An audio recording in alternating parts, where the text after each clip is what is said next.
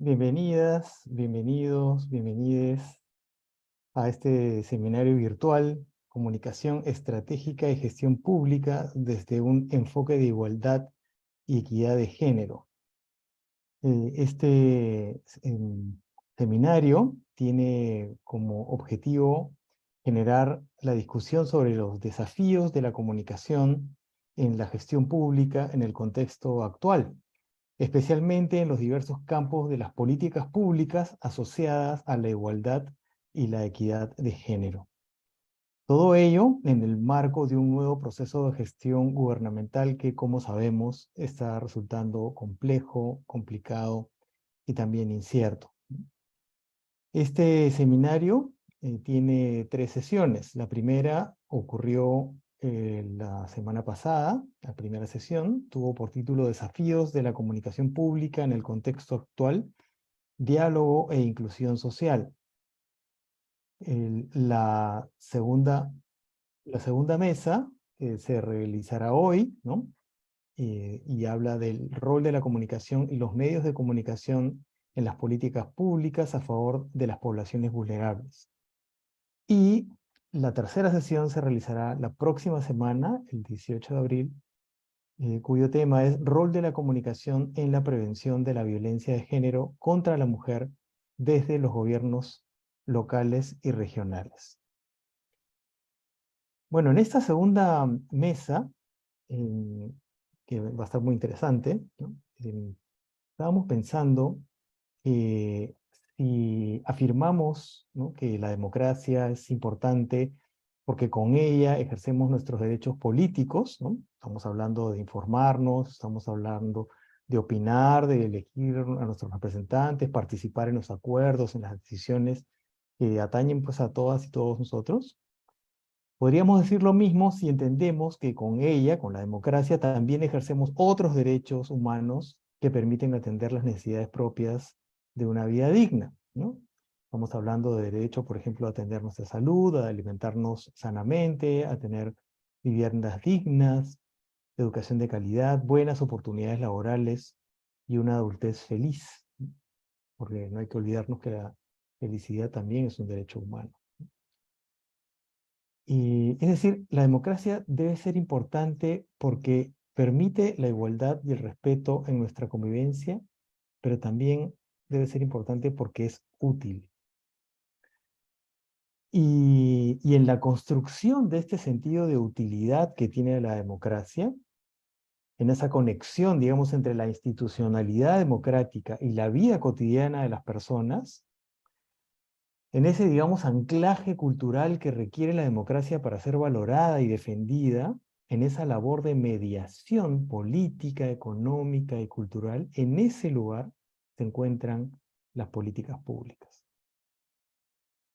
Ahora, si entendemos además que la comunicación tiene que ver con la producción y la difusión de contenidos, pero sobre todo con poner esos contenidos en favor de la construcción de esos puentes entre la política y la ciudadanía, fortaleciendo así con esto, ¿no?, el sentido de comunidad, de nación, de país, ¿no?, es que podemos ver no solamente la importancia del rol de la comunicación, ¿no?, sino también lo complicada que puede ser nuestra posición como comunicadores y comunicadoras.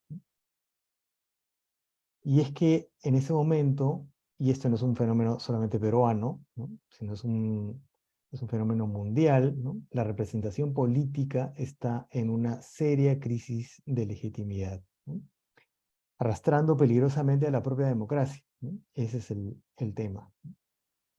Yo aquí quiero hacer una confesión, y es que a veces, de momento, no quisiera estar en la posición de muchos de mis colegas que están trabajando en el sector público, ¿no? Nos imaginamos que puede ser un poco complicado en ese momento. Bueno, ¿qué cosa es posible hacer en esta posición?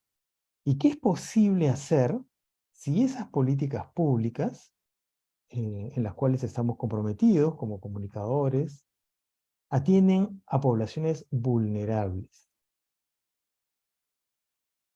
Yo creo que así como hay que pensar qué democracia es posible en este mundo convulsionado e incierto, al cual nos referíamos hace un momentito, creo que desde la comunicación es necesario entrar a la discusión de la propia categoría vulnerable, ¿no?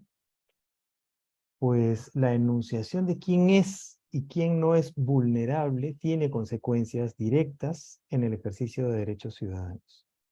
Esta es una discusión que hay que dar en el terreno discursivo, que no deja, por supuesto, tener implicancias políticas. Hoy, en esta segunda mesa, vamos a adelantar un poco en este camino con la presentación de 3 puntos de vista referidos a 3 políticas públicas y sus estrategias comunicativas. Por un lado, las que tienen la violencia por razones de género, la que vela por los derechos de niños, niñas y adolescentes, y las que se orientan a la población adulto mayor. Antes de comenzar, quiero contarles un poco cómo vamos a organizar esto. Vamos a tener 2 partes. En la primera parte vamos a tener 3 ponencias y 2 comentarios. Y en la segunda parte vamos a hacer una rueda, ¿no?, de los panelistas y comentaristas a propósito de las preguntas que ustedes puedan hacer. Y cabe entonces la invitación a que todas puedan ir formulando sus preguntas, ¿no?, a través del chat para luego alcanzárselas a quienes nos van a acompañar con sus presentaciones y comentarios hoy. Una cosa adicional importante que tengo que decirles es que este seminario ha comprometido entregas de certificados a los participantes, pero esto requiere que puedan tener asistencias confirmadas a las 3 sesiones. Entonces, antes del final de esta segunda sesión, como también ha sucedido en la primera y sucederá en la tercera, por el chat de esta sesión de Zoom se va a enviar un formulario para que ustedes puedan confirmar su presencia y su asistencia, ¿sí? Bien, entonces, dicho esto, vamos a comenzar con nuestra segunda mesa del seminario, Rol de la comunicación y los medios de comunicación en las políticas públicas a favor de las poblaciones vulnerables. En esta primera parte vamos a contar con 3 presentaciones de 3 comunicadoras, 2 comunicadoras y una abogada, que están muy vinculadas con estos temas. Y quiero primero presentar entonces a Jacqueline Velarde. Ella va a comentar sobre comunicación y prevención de la violencia de género. Jacqueline es comunicadora para el desarrollo, ¿no?, con especialidad en desarrollo. Es magíster en comunicación con especialización en visualidad y diversidades por la Universidad Andina Simón Bolívar del Ecuador. Es especialista en el diseño de campañas de comunicación para el sector público con enfoque de género y diversidad y cofundadora del Observatorio de Color. Y actualmente se desempeña como consultora para el Ministerio de la Mujer y Poblaciones Vulnerables. Jackie, te escuchamos. Adelante. Hola Claudio, hola a todas, a todes. Buenas tardes, un gusto estar con ustedes para hablar un poquito de la importancia del rol de las comunicaciones en general y del quehacer comunicacional, vinculado, como decía Claudio, a la atención, ¿no?, desde la política pública a las poblaciones vulnerables. Voy a compartir mi presentación. Ahí está. Se ve bien, ¿cierto? Sí, lo vemos bien. Gracias. Yo quisiera empezar, y creo que aquí todas las que integran la mesa conocen la problemática de la violencia de género contra las mujeres muy de cerca, pero quizá para las personas que se conectan y que no necesariamente han estado vinculadas al problema, he colocado algunas cifras de reportes recientes en el país, ¿no? Nosotros tenemos desde el Ministerio de la Mujer al Programa Nacional Aurora, que es el que administra los centros de emergencia mujer a nivel nacional, y estos reportan cada mes y cada año, ¿no? Y en la medición de enero a diciembre del 2022 se ha reportado que más del 86% de casos reportados tienen como víctima a una mujer. También el 94.7% de casos de violencia sexual específicamente tienen como víctima a una mujer. En el caso de lo que algunos llaman la expresión mayor de violencia contra las mujeres que existe, que es el feminicidio, el asesinato por su condición de mujer, fueron 130 casos en total, ¿no? Los registrados, porque además es el Ministerio Público quien determina esta tipificación del delito. 130 casos de feminicidio y 223 casos de tentativa de feminicidio, ¿no? Nuevamente, y no está de más repetirlo, todas estas víctimas fueron mujeres también.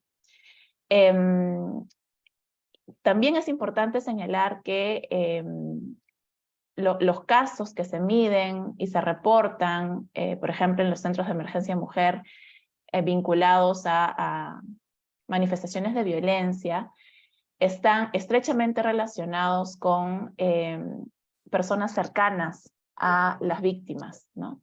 A las sobrevivientes de estos casos, como las parejas, como las exparejas, como las personas de su entorno familiar o las personas cercanas a la familia también. Es importante identificar eso como un factor importante en el problema social y el problema público. Por otro lado, y no solamente hablando de violencia en sus manifestaciones físicas, psicológicas, ¿no? Sexuales, también tenemos un grave problema de inequidad y de discriminación estructural hacia las mujeres en el país. Todavía en el ámbito político tenemos poquísimas alcaldesas provinciales, ¿no? Pocas alcaldesas distritales en términos de porcentajes, gobernadoras regionales, ¿no? Las posiciones de toma de decisión en nuestro país siguen siendo mayoritariamente de hombres, ¿no? Y de espacios, además, que luego podríamos discutir sobre eso, de espacios además masculinizados, ¿no?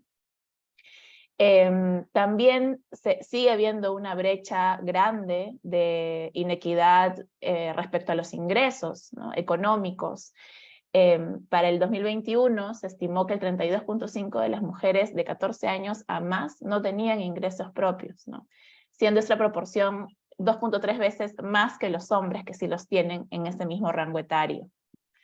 Tenemos altas cifras de muertes maternas, ¿no? En los hospitales, y un dato que también es importante para hablar de lo que vamos a hablar, además de estos problemas de discriminación estructural y de violencia de género contra las mujeres, tenemos un alto grado de tolerancia social ante el problema, ¿no? Es decir, que el problema, a pesar de que lo observamos todos los días, lo vivimos todos los días, lo vemos, se normaliza, se justifica, se perdona, ¿no? Se pasa por agua tibia, y finalmente y esta normalización, esta tolerancia hace que no se pueda identificar, ¿no? En su real magnitud, y que finalmente no se pueda atender en su real magnitud. Esto como introducción para hablarles de un documento que siempre desde el Ministerio mencionamos, que es la Estrategia Nacional de Prevención de la Violencia de Género contra las Mujeres, que se llama Mujeres Libres de Violencia. Este documento, que fue publicado hace 2 años, identifica de manera clara cuáles son las causas, ¿no? de la violencia de género contra las mujeres y cuáles son también los factores que aumentan el riesgo de ocurrencia, ¿no? Que no quiere decir que sin estos factores no ocurra la violencia, sino que vuelve las manifestaciones más propicias, ¿no? Entonces las causas son específicamente estas 4: estereotipos y roles de género marcados, la tolerancia frente a la violencia contra las mujeres de la que acabamos de hablar, las limitaciones en la toma de decisiones y en la autonomía de las mujeres en la vida pública y privada, también lo vimos en las cifras mencionadas hace un rato, y las relaciones entre los hombres en las que predominan la agresión y la falta de respeto hacia las mujeres, ¿no? Estos factores, que son derivados de esta discriminación estructural, generan o hacen un ambiente propicio para que se desarrollen distintos tipos de violencia, como las que dije, ¿no? Física, psicológica, sexual, económica. Y estos otros factores que están al lado derecho son algunos que pueden aumentar el riesgo, ¿no? La experiencia y exposición a la violencia en la niñez, ¿no? la tolerancia a la violencia en general, no solo la violencia hacia las mujeres, el consumo de alcohol y otras sustancias, la desigualdad socioeconómica. Esto es muy importante porque también hay que mirar el problema de la violencia de género contra las mujeres con una mirada interseccional, ¿no? No es lo mismo ser una mujer que vive en determinada zona, que tiene determinado origen étnico-cultural, que es una mujer racializada o que no lo es, a la hora de afrontar el problema y a la hora también de vivir las consecuencias de una manifestación de violencia, ¿no? Para tenerlo en cuenta cuando pensemos en las causas. Y en este sentido, cuando ya se identifican en este documento que se socializa, además y que se construye de manera colaborativa con actores de la sociedad civil, con distintas instancias estatales, ¿no? Con el Ministerio de Educación, el Ministerio de Trabajo y Promoción del Empleo, el Ministerio de Justicia, también se habla de qué significa prevenir, ¿no? ¿Cómo se previene la violencia de género contra las mujeres? Quizá las personas de a pie estamos más relacionadas o sabemos un poco más de cómo se atiende la violencia, ¿no? Ya, ha habido mucha concientización históricamente sobre qué hacer cuando ya una persona está viviendo la situación de violencia, a dónde puedes acudir, a quién puedes llamar, ¿no? Si quieres hacer o no una denuncia, cuál es el proceso adecuado, ¿no? Cómo se atiende adecuadamente a una sobreviviente, pero la prevención es una acción que no tiene además efectos a corto plazo, sino a mediano y a largo, porque lo que busca es evitar la ocurrencia de estos episodios, ¿no? Que es ir muchos pasos atrás, y que además implica trabajar con las generaciones más jóvenes, ¿no? Está dirigida efectivamente la prevención a la población en general, pero aborda específicamente estos factores que vimos en este cuadro, que son los que generan la violencia. Hay también prevención secundaria y prevención terciaria, que es cuando quieres cambiar la trayectoria de casos que puedan suceder, o la terciaria, que es cuando ya ocurrió y quieres evitar que vuelva a ocurrir, ¿no? Nosotros, en el marco de la estrategia y en el marco de la intervención de la cual formo parte como encargada de comunicaciones, nos centramos en la prevención primaria. Ese es el documento al cual me he referido, y además, luego de que se identifican las causas, los factores de riesgo, los niveles de prevención y cuál es el nivel de prevención en el que nos centramos, también se identifican estos 5 entornos, ¿no? 5 entornos básicos de socialización de las personas en los cuales una persona aprende, ¿no? a comportarse en sociedad, a vivir en relaciones interpersonales, el comunitario, el educativo, el laboral y sindical, el legal y los medios de comunicación. Los medios de comunicación, como ven, y lo voy a explicar un ratito en una siguiente diapositiva de manera más precisa, no son un ente como de menor valor en este problema, sino que es fundamental identificar que son un actor que ejerce también la reproducción de estos patrones socioculturales que finalmente son los que generan la violencia, ¿no? También en el gran problema de la violencia, y vinculándolo a estos entornos que acabo de mencionar, los espacios de socialización primaria, ¿no? Se han identificado como la familia, la escuela, las instituciones educativas, los medios de comunicación y la tecnología, y los productos culturales o artísticos. En todos estos espacios de socialización primaria aprendemos a comportarnos en la sociedad, y podemos entonces incorporar o no incorporar o transformar estos factores, ¿no? Que finalmente causan el ejercicio de la violencia en las relaciones, ¿no? Sobre todo las relaciones cercanas, las relaciones afectivas, las relaciones de pareja, las relaciones familiares. Además de esta estrategia que acabo de presentar, tenemos también un documento normativo que son unos lineamientos estratégicos, ¿no? Salieron unos mesecitos antes de la estrategia, que lo que intentan es ordenar la acción de las diferentes instituciones e instancias involucradas en esta creación colaborativa y en esta puesta en marcha también colaborativa, y ordena, ¿no? Ordena cómo es que hay que trabajar. Y en el marco de este documento hay 3 lineamientos estratégicos específicos, el 17, el 19 y el 22, que habla literalmente de por qué es importante involucrar a los medios de comunicación en visibilizar el problema y comprometerles a erradicar estos patrones socioculturales discriminatorios en sus contenidos, ¿no? Además de comprometerles a desarrollar e implementar productos, ¿no? Mensajes que promuevan este cambio de creencias y nuevamente este cambio de, o esa transformación de estos patrones socioculturales que están muy enquistados además en muchos contenidos de los medios de comunicación. Entonces, esos 3 lineamientos estratégicos están estrechamente vinculados con el quehacer de los medios. El 22, por ejemplo, habla de visibilizar la participación de las mujeres como lideresas de opinión, ¿no? Incluir sus voces, sus rostros en espacios de liderazgo y de toma de decisiones, nuevamente respondiendo al problema en general de discriminación estructural y violencia. Entonces, para ir al tema específico de los medios, no solamente es que tienen un rol importante en visibilizar la violencia contra las mujeres, es decir, un rol difusionista, informativo, sino más bien son espacios en los que se construye narrativa, se reproducen, se han reproducido y lo siguen haciendo todos los días, hasta el día de hoy, hasta el día de ayer, contenidos que justifican la violencia, que reproducen estereotipos de género, que discriminan a las mujeres, ¿no?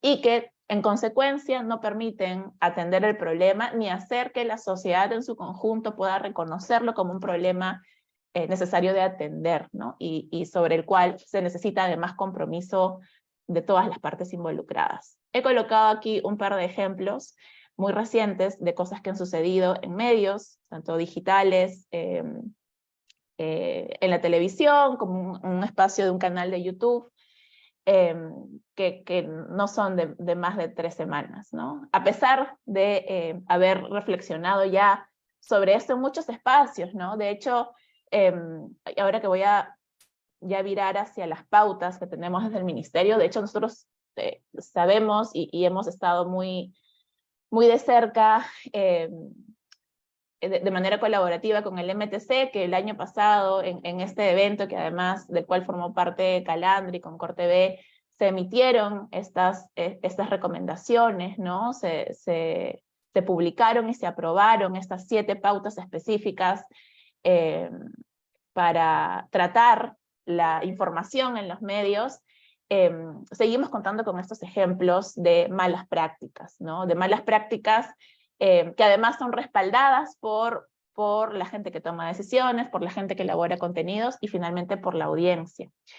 Desde el Ministerio de la Mujer y Poblaciones Vulnerables, en el marco de esta intervención, nosotros tenemos una serie de 11 pautas. Tenemos un brochure que esperamos poder publicar en estas semanas, que detalla cada una de estas pautas. Las voy a narrar de manera resumida para que las conozcan. Primero, valorar la información de los casos de violencia contra las mujeres en su real dimensión y contextualizar las noticias, ¿no? Es decir, no utilizar estas palabras que lo que más hacen es perjudicar esos términos, ¿no? Como asesinada por amor, crimen pasional, celos que matan, celos enfermizos, ¿no? Porque lo que hacen es estigmatizar una situación o darle una connotación que no debería tener un problema social, público, tan grave como este, ¿no? Porque además es público y es grave, no es personal, no es un problema de una pareja, es un problema de la sociedad, ¿no? Dada la violencia estructural.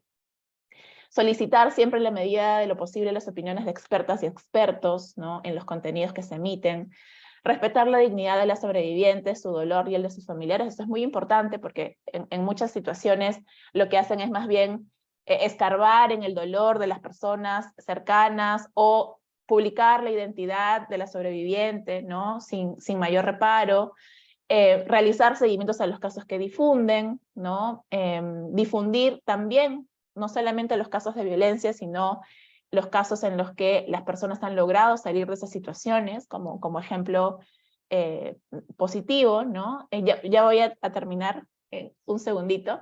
Facilitar información útil que acompañe la noticia, por ejemplo, brindar los espacios de atención, ¿no? Como los servicios que tenemos desde el Ministerio del Programa Nacional Aurora, que son la línea 100, el chat 100, que ustedes seguramente ya conocen, pero otras líneas también como la 1818, ¿no? Que están a cargo de otros ministerios o de la propia Policía Nacional, que puedan responder a estas situaciones, ¿no? Por otro lado, promover la igualdad en los contenidos, evitar el reforzamiento de patrones discriminatorios, fomentar la participación igualitaria de las mujeres en los contenidos, sea cual sea el tópico específico, ¿no? Sea de ingeniería, de ciencias y tecnología, de economía, de política. En todos los espacios podemos y debemos encontrar mujeres, porque tenemos muchas mujeres profesionales capaces de estar y olvidarnos de los all male panels, ¿no? Fomentar la presencia igualitaria y finalmente utilizar el lenguaje inclusivo adecuado y correcto en los contenidos. Esas son las pautas a manera resumida, se me acabó el tiempo, pero quizá luego ya puedo complementar en la parte de comentarios. Gracias. Sí, eso, y aquí sí, es que hay alguna información adicional que quieras compartir, luego en el segundo bloque vas a poder hacerlo y complementar con algunas de las ideas interesantes que nos has traído. Bien, vamos a seguir con la segunda presentación. Esta presentación que viene está a cargo de Miriam Larco. Como saben, Miriam es abogada, pero además magíster en estudios de género por la Pontificia Universidad Católica del Perú. Ella se desempeña actualmente como docente y como jefa de la Secretaría Técnica del Consejo Consultivo de Radio y Televisión Concord TV, siendo responsable de ejecutar acciones que contribuyen al cumplimiento de la Ley de Radio y Televisión y de promover las buenas prácticas en la radiodifusión televisiva y sonora en la señal abierta peruana. Menuda tarea. Miriam además es miembro integrante de la Plataforma de Organismos Reguladores del Sector Audiovisual de Iberoamérica y ahora va a compartir una presentación referida a la comunicación y derechos de niños, niñas y adolescentes, entendiéndolas como otro grupo vulnerable. ¿Sí? Miriam, somos todos oídos. Gracias, querido Claudio, y muchas gracias por este espacio tan importante de aprendizaje y de reflexión. Voy a compartir mi presentación. Me dicen si se ve todo ok. ¿Sí? Se ve bien, sí. Muy bien, muy bien. Nada, entonces me toca hablar de la niñez en los medios de comunicación, recordando y siempre hablando de estos temas que tienen que ver con medios de comunicación y derechos humanos dentro de un marco, de esto de un marco legal que existe. O sea, los medios no actúan porque existe solamente libertad de información, expresión y opinión. Reconocer que estos derechos son bienes comunes que implican ayudar al desarrollo de la población. Una libertad de expresión e información que no cumple con el interés público en protección de la ciudadanía, no está cumpliendo con su deber de informar, de respetar al otro, y sobre todo respetar a esta población vulnerable, porque esta es una población en formación, pero también muy influenciable por los contenidos mediáticos, pero a la vez son sujetos de derecho. Y tenemos a veces la idea equivocada que los padres pueden suplir, los adultos criadores o los profesores pueden suplir ese vacío en cuanto a la protección de los niños frente a los medios, pero no es cierto, los niños también son partícipes en este tema. Rápidamente, este marco normativo que nos hace recordar la obligación del Estado de los medios. El Estado peruano tiene tratados internacionales que ha ratificado, como es la Convención por los Derechos de los Niños, donde claramente dice, Estado peruano vela por el interés superior de nuestros niños. ¿Qué significa esto? Que los niños están por encima de cualquier conflicto privado o público. Tenemos siempre, frente a cualquier conflicto, pensar en qué es lo mejor para nuestra niñez. Por ejemplo, es imposible que a través de los medios se entre en la vida privada de los niños, se atente contra su honor, su buena reputación, etcétera. Merecen protección. Pero además esta convención firmada por el Perú, vuelvo a poner énfasis, dice que el Estado peruano se compromete al entrar a los medios a difundir información de interés social y cultural y a elaborar directrices para proteger a nuestra niñez. A ver, ¿qué tanto hemos avanzado en esto? ¿Qué significa este tratado internacional y la obligación del Estado peruano frente a los medios? Significa que el Estado peruano se compromete a crear estructuras, instituciones para proteger, seguir y sancionar cuando no se cumpla la norma establecida, a establecer leyes, pero que también se asegure jurídicamente el libre ejercicio del derecho a la comunicación, en ese caso de nuestros niños y adolescentes. Vamos a las normas peruanas. Una norma clave es el derecho de los niños en el Código de los Niños y Adolescentes, que una y otra vez se violenta. O sea, todos los días, o muy frecuentemente, nuestros niños son presentados, ya sea cuando son víctimas, autores, partícipes o testigos de una infracción, falta o delito. Entonces está ahí su imagen, y si no está su imagen, su identidad, es decir, se pone su nombre, y si no se pone su nombre, pues lo puedes identificar fácilmente porque entrevistaste al papá, llevaste las cámaras al colegio, pides información del niño que fácilmente puede ser identificable, cuando el Código del Niño y Adolescente dice que esto está prohibido. Ningún medio de comunicación lo puede hacer. Tenemos una ley de radio y televisión, que además fue una ley donde todos los peruanos quisimos tenerla, una ley creada por iniciativa ciudadana, donde nosotros pedimos pues esta norma para poder promover una buena información, un buen conocimiento en el marco de los derechos, pero qué tanto se están cumpliendo estos principios que tenemos en la ley de radio y televisión, que te dice los medios de comunicación deben defender a la persona humana. Tienen que fomentar la educación y la cultura, tienen que proteger a nuestros niños, promover valores, ser responsables. Y para comenzar y terminar, creo que es algo muy importante, el horario familiar. Un horario que es un puerto seguro, que va de 6 de la mañana a 10 de la noche, donde debemos evitar la violencia, la obscenidad o cualquier contenido no acorde al desarrollo de nuestros niños y adolescentes. ¿Cómo muestran los niños? Bueno, esto ya se los había adelantado, identidades permanentemente no respetadas por los niños que están en situación de vulnerabilidad. Pero frente a esto, los medios de comunicación y el Estado han establecido una forma de regular, pero desde los propios medios, llamada la autorregulación. Entonces, por ejemplo, en todos los temas mediáticos existen los códigos de ética, que están bastante bien, pero no tenemos que olvidar que la autorregulación, que es poner en claro principios, acuerdos, deben partir del cumplimiento de la ley. No es eso que a mí se me ocurre el principio que debo hacer, no, señores.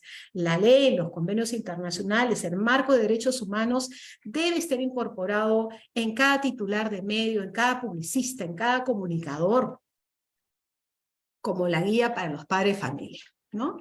Y también el tema de publicidad.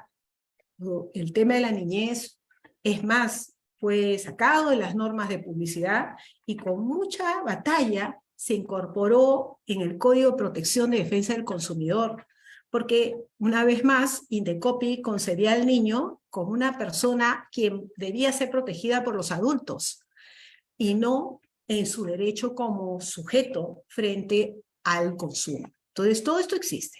¿Qué tanto hemos avanzado en el tema de medios frente a toda esta cantidad de normas y el deber del Estado, el deber de los comunicadores en estas prácticas? Bueno, evidenciamos que nuestros niños son altamente consumidores de medios. Nosotros actualmente de Concord TV estamos haciendo el estudio este año de niñez. Este es el estudio que hicimos en el 2018, donde ya el Internet ocupaba el segundo lugar. Yo creo que este estudio que estamos haciendo ya vamos a ver que el Internet ocupa el primer lugar. ¿Qué significa? ¿Que nuestros niños no ven los programas de radio o los programas de televisión? No, lo que pasa es que ha cambiado el aparato, el uso. Los chicos están viendo a través de los celulares, de las pantallas, de distintas plataformas, los medios de comunicación usando el Internet. Pero les gusta su programación. Un tema peligroso, que reafirma el tema de la vulnerabilidad de nuestros niños. Los chicos tienen abierto su Facebook, su Instagram ahora, y lo tienen abierto sin ninguna protección. Mire, abierto a todo el público, te decía en ese tiempo, se relaciona con amigos que no conoce, y la edad de sus amigos son mayores de 18 años. Y en estas plataformas digitales, en este Internet, los padres están ausentes. Sus personajes, los chicos quieren ver como los personajes que existen en los medios. ¿Y qué se quejan los chicos en ese entonces? del exceso de violencia en los noticieros, porque los noticieros son los programas que más ven con los papás, ¿no? Sin ningún comentario, del lenguaje grosero y vulgar que aparecen muchas veces en los realities de competencia, e imágenes de contenido sexual. Esto es un dato que nos compromete, pero también nos mueve, ¿no? Los chicos creen que los noticieros informan con la verdad, es decir, los chicos piensan que lo que ven en los noticieros es cierto, se quejan por la cantidad de noticias que ven y se quejan también por el centralismo en la información. Y este es un cuadro muy triste, donde los niños que se ven en pantalla se ven como víctimas. Ellos no se ven como futuros profesionales exitosos, ni deportistas, ni personas de conocimiento y saber. Se ven como víctimas, porque una y otra vez los programas que existen no son para ellos. O sea, tenemos un mínimo de programación para ellos. Podemos tener un montón de normas, como hemos visto, pero realmente no se cumplen. Y en el tema de la publicidad también tendríamos que estar atentos, porque el 57% de niños entrevistados, que fueron casi 10.000 niños, dijo que alguna vez compraron o decidieron comprar el producto influenciados por la publicidad. Entonces, en la escuela, donde también es un espacio importante de nuestros niños que podrían ser educados en la educación crítica, en el contenido de los medios, en la reflexión sobre estos mensajes, el 40% de los chicos dijeron que no les han enseñado nada sobre los contenidos mediáticos, ¿no? Entonces, ¿qué se puede hacer? Bueno, nosotros el año pasado hicimos un estudio con Observacom sobre la situación de nuestra legislación y el cumplimiento de nuestras leyes acorde a todos los estándares internacionales. El Perú salió jalado, porque si bien, como ustedes han visto, tenemos leyes espectaculares que protegen a nuestros niños, que comprometen al Estado, poco o nada se ha hecho, ¿no? Por ejemplo, ¿cómo nos quejamos frente al contenido de la radio y televisión?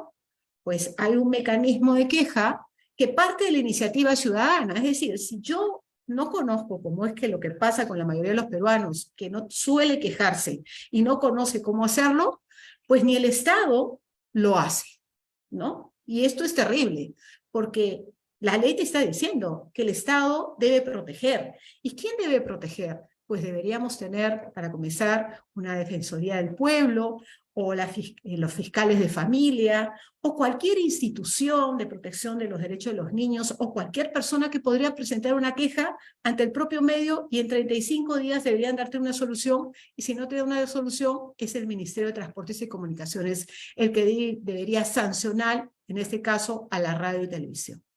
¿Qué otras cosas necesitamos para mejorar la situación de los niños? Es increíble cómo después de tantos años en el Perú no existe política pública a favor de la protección de los derechos de los niños en los medios de comunicación. Sí existe el Plan Nacional de Niñez y Adolescencia, por supuesto, pero hace años venimos luchando porque se integre un punto que tiene que ver con la niñez y los medios de comunicación, reconociendo que los niños son, como hemos visto, altos consumidores de medios, que tienen una gran influencia sobre su compra, sobre su estilo de vida y su formación como persona y su relación con nosotros. Necesitamos realizar campañas informativas sobre los derechos, abrir espacios para los niños, tanto en una buena programación dirigida a ellos, como en ellos participando en la programación. La educación mediática es importantísima en casa y en la escuela, formando la conciencia crítica, sobre todo sabiendo que los medios digitales ya casi no va a haber control. Entonces necesitamos desarrollar ese pensamiento crítico, ese manejo de los medios, ese conocimiento de los medios.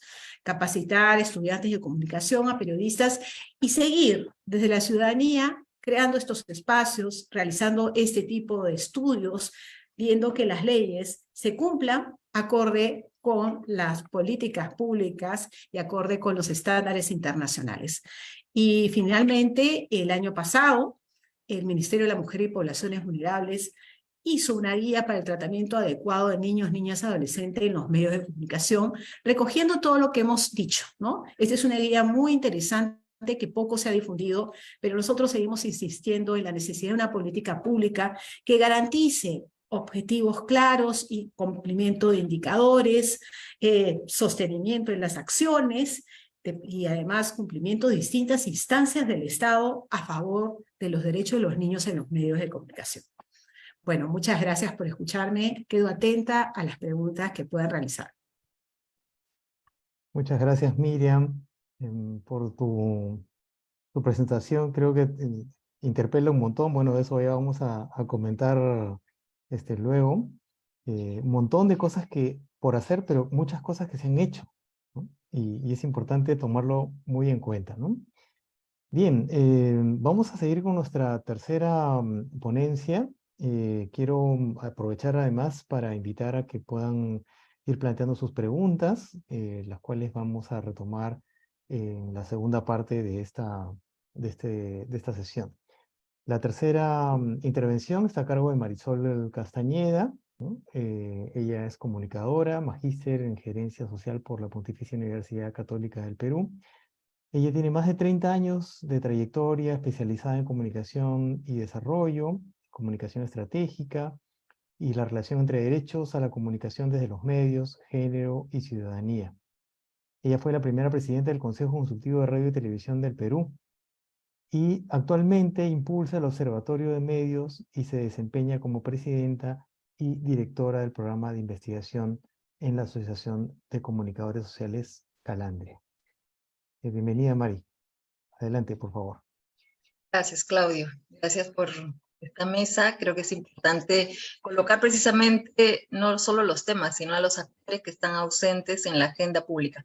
Me voy a sentar, voy a ver si se puede, me confirman si se puede ver mi presentación.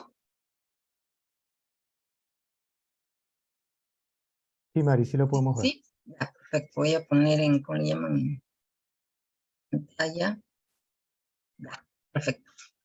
Bien, voy a tratar de seguir así como Miriam, escrupulosamente el tiempo para poder ubicarme. El tema que me ocupa es el rol de la comunicación y los medios alrededor de los derechos del adulto mayor. En primer lugar, como es de rigor, empezar un poco cuáles son las políticas que asisten al adulto mayor. La política nacional en relación a las personas adultos mayores fue dada en el 2011. Existe también el Plan Nacional para las Personas Adultas Mayores 2003-2017, que ya caducó, pero es un hito importante en la política, lo voy a mencionar luego. Y tener en cuenta que en 2017, según el INEI, existían 3.250.000 adultos mayores.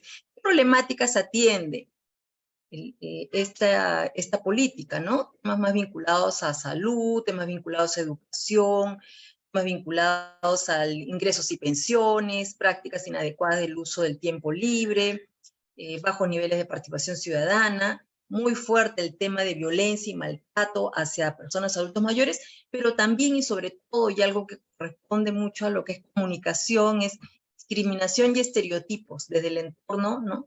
Familia, comunidad, sociedad, que no favorece el desarrollo personal y social de la población adulta mayor, llamada, ¿no? Vamos a llamarle. Marco legal, aquí se ve una lámina que tiene un montón de cosas, es a propósito. Porque cuando uno revisa, si ve la legislación a favor de la población adulta mayor, hay como 13 leyes, y uno diría, wow, es una población súper protegida. Pero no, lo que nos habla de estas 13 leyes puntuales es de la fragmentación que hay en relación a los derechos del adulto mayor, porque en primer lugar, pero en segundo lugar también porque muchas veces el adulto mayor no tiene leyes específicas para ellos, sino aparece en el conjunto y con otros actores vulnerables, ¿no? Niños, niñas y adolescentes y adulto mayor, mujeres, niños y adolescentes y adulto mayor. Entonces, de alguna manera, aparece como uno más dentro de una problemática mayor. Sí queremos destacar que el 5 de junio del 2021, ¿no? El Decreto Supremo 006, el MIN, se aprobó la Política Nacional Multisectorial para las Personas Mayores al 2030. Es decir, tenemos hoy día una política multisectorial. Trabaja todo lo que es el derecho al cuidado, promover el envejecimiento saludable, el tema de prestaciones, el acceso a calidad de educación y participación social, productiva y política. ¿Cuál es el problema con esta nueva política multisectorial? A diferencia de la política que daba lugar al plan del 2013-2017, donde se tenía un lineamiento vinculado a educación, conciencia y cultura sobre el envejecimiento y la vejez. En ese caso había un objetivo específico que hablaba sobre promover una imagen positiva del envejecimiento y la vejez, incrementar en la sociedad el reconocimiento hacia los valores y experiencia de la población adulto mayor.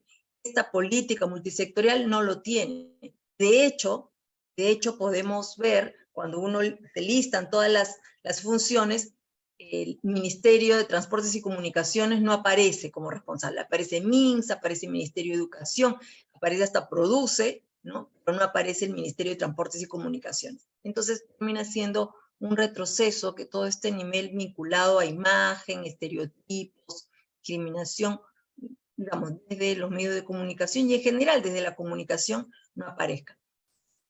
Parte de mi tesis, siempre comparto, mi tesis fue sobre el adulto mayor, los servicios hacia el adulto mayor. Tuve oportunidad de trabajar muchas entrevistas y grupos focales con población adulta mayor. Encontré algo que me llamó la atención, ¿no? En general, los adultos mayores en su vida cotidiana es una vida activa y productiva, ¿no? Uno se imagina al adulto mayor en una esquina sentado viendo televisión o haciendo digamos, alguna cosa inactiva, pero no es una vida activa y productiva, es un soporte efectivo y afectivo en la educación de los nietos o de los hijos y de sus esposos, ¿no? Sin embargo, cuando uno les pregunta a los familiares esa percepción sobre los adultos mayores, los familiares más bien perciben a los adultos mayores como una carga, ¿no? Y el apoyo es visto como una forma de invertir su tiempo, ¿no? O sea, para que se entretengan, ¿no? Como tiene tiempo libre, para que ayude a los chicos. Y no termina siendo una ayuda, sino un trabajo efectivo, porque cocinan para los hijos o los nietos, los llevan al colegio, los apoyan en las tareas. Aspecto que es muy, sobre todo de los hijos, es muy valorado de esa forma. Sin embargo, los jóvenes o los nietos adolescentes o jóvenes critican a los padres en esa forma de ver y tratar a los adultos mayores, a sus abuelos en este caso, ¿no? Los funcionarios también suelen tener esa percepción, comprenden la problemática, pero no necesariamente se valora de una perspectiva integral. Los adultos mayores entonces se autoperciben en un rol activo, buscando posibilidades de aprendizaje, de crecimiento, pero son conscientes de los estereotipos, también de lo que perciben un aislamiento de la sociedad y su familia, ¿no? Algo que es súper importante es cómo de la comunicación podemos, y ellos planteaban, las recomendaciones que están aquí son planteamientos desde los adultos mayores, cómo se puede visibilizar la vida cotidiana de los adultos mayores precisamente para que se reconozca y se valore y se rompa estos prejuicios y estereotipos. Impulsar campañas, por ejemplo, sobre los derechos de la población adulta mayor, el buen trato. No se refiere, el buen trato de la percepción del adulto mayor no es un lugar en la cola, ¿no? O tener diferencia en algún servicio. El buen trato está referido a ser escuchado, a poder plantear su opinión, su propuesta. El buen trato tiene que ver más con el relacionamiento, ¿no? Más que en un espacio en el bus o en algún servicio. Fomentar espacios de encuentro. Por ejemplo, uno puede ver en las municipalidades, la población adulto mayor está dentro de la gerencia de desarrollo social. Y esa gerencia también ve a niños, niñas y adolescentes y también el tema de mujeres. Sin embargo, no hay una estrategia más intergeneracional, que vincule estos tres actores o una generación con otra, ¿no? No hay estos espacios de encuentro. Y también, por supuesto, trabajar programas sostenidos de capacitación. Las entrevistas que realicé era muy curioso, los funcionarios que tienen adultos mayores en su familia, pues son más sensibles que aquellos funcionarios más jóvenes que no tienen adultos mayores, ¿no? Entonces, el plan multisectorial al 2030 debe brindar un impulso desde la comunicación pública para generar una imagen común, repelar estos estereotipos, prejuicios, y hacer alianzas con la sociedad civil y los medios de comunicación, porque creo que cuando se habla de lo multisectorial, no debiera hablarse solamente de los diferentes sectores del Estado, ¿no? Los diferentes sectores de la sociedad, que en este caso también son la empresa privada, los medios de comunicación y la sociedad civil, ¿no? Creo que nuestro Estado está bastante solo, o se deja estar bastante solo. Otro aspecto que me parece importante compartir, y estamos en el campo de la comunicación, ¿no? Porque la comunicación no tiene que ver solo con medios, la comunicación tiene que ver con relaciones, y las relaciones tienen que ver con las percepciones que tenemos nosotros de nosotros, de los otros, ¿no? Y a partir de eso nos relacionamos. Uno le pregunta a los actores, por ejemplo, cuáles son el rol, las características del adulto mayor. Algunos dicen fundadores de la sociedad, ¿no? Entonces por eso deben ser retribuidos por el Estado. Entonces los ven como beneficiarios. El adulto mayor te dice, no, nosotros no somos beneficiarios, somos parte de la sociedad, somos sujetos de derechos. U otros dicen, sí, ellos apoyan en la familia, ¿no? En el hogar, son apoyo, dicen los familiares. Y ellos dicen, no, nosotros no somos apoyo, somos contribuyentes. O algunos dicen, son enfermos, desgastados, desfasados, son vulnerables, ¿no? Y ellos dicen, no, somos activos, queremos seguir aprendiendo, queremos seguir capacitándonos, ¿no? Sin embargo, son conscientes, ya hay una autopercepción real, ¿no? De que son ignorados por la familia y maltratados por la sociedad, y entonces eso los hace también estar en un rol de víctimas, ¿no? Sin embargo, muchos actores sociales también los ves como sabios y experimentados. Eso es lo que hay que destacar, el liderazgo de vida pueden dar en nuestra sociedad, ¿no? Viendo el campo en los medios, en el último estudio del Concord TV, me facilitaba Miriam este dato, ¿no? El 11% considera que el adulto mayor aparece perjudicado como víctima en los medios de comunicación, pero un 32% no percibe la presencia de ninguna población vulnerable. Creo que ese es el dato también más resaltante, ¿no? Veía los datos que decía Miriam, los niños y adolescentes, 36% ve al adulto mayor como víctima. Es decir, es la imagen que se promueve en los medios. Cuando uno revisa los medios de comunicación y hace el ejercicio, ve noticias positivas también, hay que destacar, ¿no? El 26% de los hogares son sostenidos por un adulto mayor, y muchas veces un adulto mayor mujer, porque el adulto mayor se está feminizando, hay más mujeres adultos mayores porque su esperanza de vida es mayor, ¿no? Más aún después de pandemia. También de que hay mucho de obrero e ingeniero civil, ¿no? Esfuerzo personal de los adultos mayores o testimonios de personas que aún en el tiempo siguen siendo productivos porque se ve como algo excepcional, ¿sí? Estos tipos de noticias destacan al adulto mayor en temas económicos, académicos, en logros, ¿no? Económicos, académicos, logros profesionales y personales. Pero nunca se mira cómo es que lograron esto, el apoyo de sus familias, cómo la familia puede ser un apoyo, el entorno, ¿no? La red social que tienen, o de pronto los autoridades o servicios que han facilitado eso para tener una mirada más amplia. También cuáles son los problemas que han tenido, cómo han podido conseguir, ¿no? Superarlos para ver la historia de vida completa. No se menciona muchas veces entonces no solamente el logro individual, sino cómo pudo haber colaborado su familia, la sociedad, el Estado en general, ¿no? Para recoger buenas prácticas, no solamente logros individuales.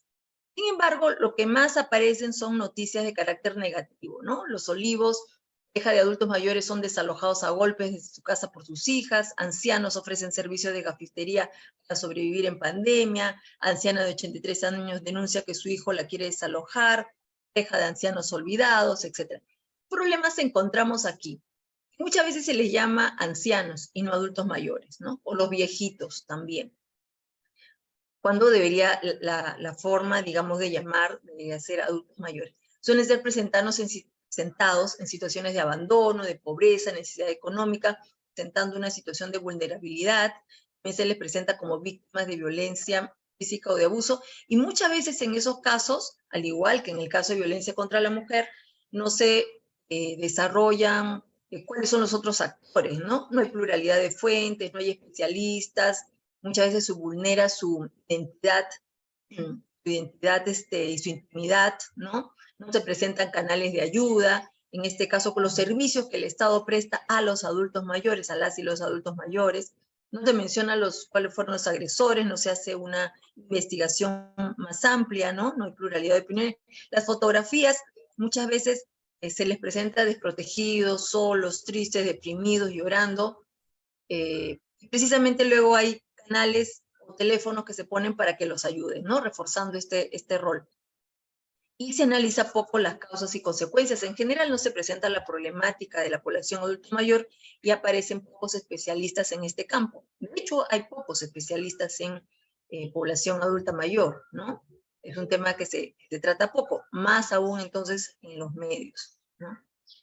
Bueno, entonces, ¿cuáles serían aquí las recomendaciones, las propuestas? De hecho, los medios y la comunicación en general puede contribuir a plantear, a interpelar estos estereotipos y prejuicios que aparecen, pero también a plantear otros rostros de manera más positiva, ¿no? En primer lugar, dar la voz a los adultos mayores, a las y los adultos mayores.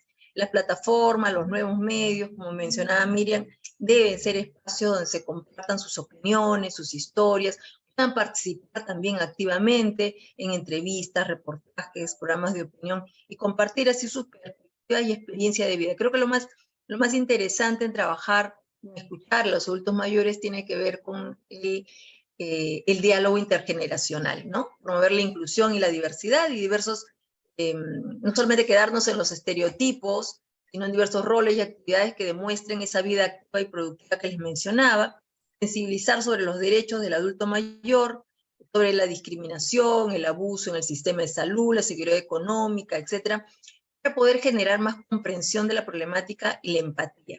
Nuevos modelos positivos de envejecimiento, ¿no? La cultura, el voluntariado. Hay muchos adultos mayores, por ejemplo, que hacen voluntariado. Fijémonos en todas las promotoras de salud, son personas que ya son de 60 a más, ¿no? Finalmente, educar y concientizar sobre el envejecimiento, ya termino, educar a la sociedad, pero también a los periodistas, obviamente, sobre los aspectos del envejecimiento, el cuidado de la salud, educación financiera, promoción del bienestar emocional, precisamente para tener un envejecimiento saludable, que es el objetivo de toda política. Muchas gracias. Bien, Marisol, muchas gracias por tu presentación. De hecho, ya hay un par de comentarios que tienen que ver con algunas de las últimas ideas que has referido. Pero antes de leerlas, vamos a escuchar a nuestros dos comentaristas, Belia y Giovanni. Voy a referirme rápidamente a ambos ahora.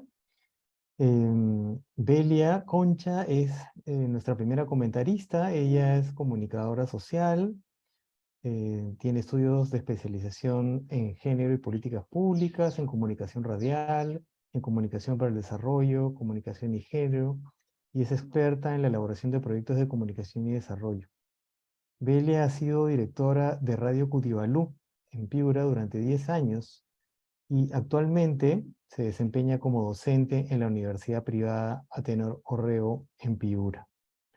Nuestro segundo comentarista es Giovanni Venegas. Él está en Cusco, es comunicador social, magíster en marketing social, comunicación y desarrollo, y cuenta con amplia experiencia en imagen institucional y producción periodística e iniciativas comunicativas en radio y televisión para jóvenes y mujeres, desde el enfoque de género, el enfoque intercultural e intergeneracional. Actualmente Giovanni se desempeña como docente en la Escuela Profesional de Ciencias de la Comunicación de la Universidad Nacional de San Antonio Abad del Cusco, en el área de comunicación, interculturalidad y desarrollo, y es gestor técnico en diversos proyectos de la Asociación de Comunicadores Sociales Calandria en las regiones de Cusco, Ica, San Martín y Lima. Muchas gracias a ambos por estar con nosotros. Vamos primero a escuchar a Belia, luego a Giovanni. Tienen 10 minutos cada uno, ¿sí? Adelante, Belia. Bien, buenas tardes. Muchas gracias por la invitación. Y a ver, escuchando todas las presentaciones, incluso la presentación también de Claudio, ¿no? Yo iba como apuntando ahí algunas ideas que me parecen importantes reflexionar y por eso colocarlas ahora. Quizás 10 minutos es muy poco, pero la idea justo es eso, seguirlas reflexionando en otros espacios, ¿no es cierto? Entonces, hay un tema, por ejemplo, de abordar la problemática de las poblaciones vulnerables con dignidad, ¿no es cierto? Entonces la dignidad es importante y desde esa mirada se tiene que también desarrollar el tratamiento informativo, ¿no? La producción de contenidos, las noticias, todo lo que se hace para el abordaje de la problemática de estos sectores tiene que pensarse desde allí. Entonces, no solamente, no son víctimas, como decía, no hay que revictimizarlas además a través de los contenidos que se difunden en los diferentes medios de comunicación. Son personas con derechos, sujetos de derechos y personas con dignidad. Entonces, hay que respetar también esa situación, sí, de problemática, pero también hay que identificar cuáles son sus potencialidades, cuáles son sus capacidades, cuáles son sus aportes, cuáles son las acciones que están realizando también y que contribuyen a mejorar nuestra sociedad, a mejorar su situación, pero también la situación de todos y de todas, ¿no? Ese es como un primer apunte y idea, ¿no es cierto? Luego también es importante poner en agenda pública. Así como lo estamos poniendo ahora, estamos reflexionando sobre esto, tenemos que seguir trabajando para poner en agenda pública y para visibilizar las problemáticas de cada uno de esos sectores. En políticas públicas se habla mucho de enfoques, en tema de género se habla mucho de enfoques, y creo que en todo es pertinente hablar de enfoques, ¿no? El enfoque a género, el enfoque de interseccionalidad, el enfoque multinivel, el enfoque de ciclo de vida, por ejemplo. Entonces, ¿cómo vamos atendiendo la violencia, ¿no es cierto?, en los niños de 0 a 5 años, la violencia en las adolescentes, la violencia en los jóvenes, la violencia en los adultos mayores? Porque además tiene sus particularidades, ¿cierto? Piura, por ejemplo, ¿no? La violencia sexual es muy fuerte, ¿no? Más o menos se está ya hablando de una estadística de 2 niñas por día que son abusadas. Hay una estadística de 2 niñas entre 10 y 14 años por mes que dan a luz, ¿no? Y ahí entra también el trabajo del medio de comunicación.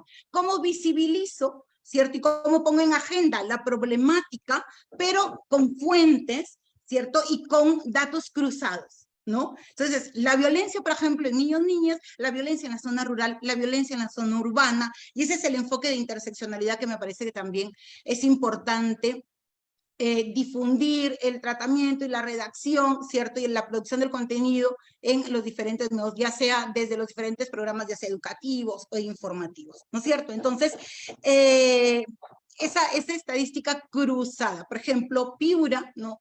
Seguimos entre el 4º y 5º lugar de mujeres que son violentadas, ¿ya?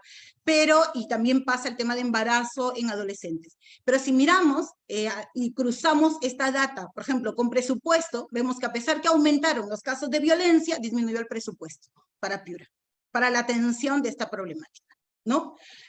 Si, por ejemplo, miramos el tema de embarazo adolescente, lo que estamos viendo discriminadamente es que el embarazo adolescente en Piura urbano disminuyó, pero el embarazo en adolescentes en la zona rural aumentó de 9 a 15. Es grave, ¿cierto? Entonces, eso es lo que tenemos que aprender.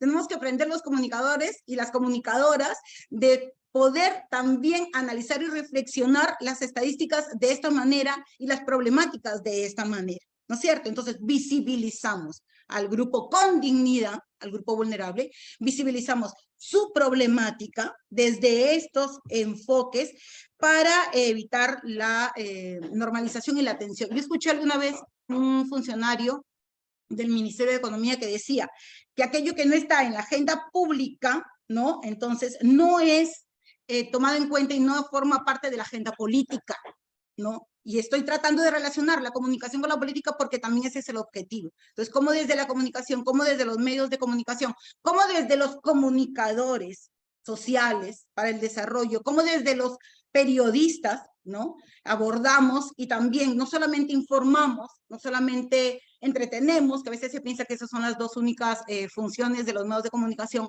sino también educamos, pero además incidimos, pero además empoderamos, porque con la información y con la educación se empodera, ¿no es cierto? Sujetos de derecho porque conocen cuáles son sus derechos, pero además saben cómo hacer respetar esos derechos. Entonces, se informa, se educa, se empodera, se visibiliza, se reconoce, se hace incidencia en políticas públicas para que se formulen políticas públicas, ¿no? O para que se implementen políticas públicas. Ustedes han mencionado, hay un montón de leyes, hay un marco normativo rico, ¿no? Entonces, pero que no se está ejecutando, que no se está implementando, que no se está cumpliendo. Entonces, ¿cómo hacemos incidencia también desde los medios de comunicación para que se implementen esta normativa, estas leyes, ¿no? Luego también, desde cuando se hablaba de la prevención, que es muy importante, siempre se dice que las acciones que ejecutamos se miran desde la atención, cuando ya se da el delito, ¿no es cierto? O sea, la violencia.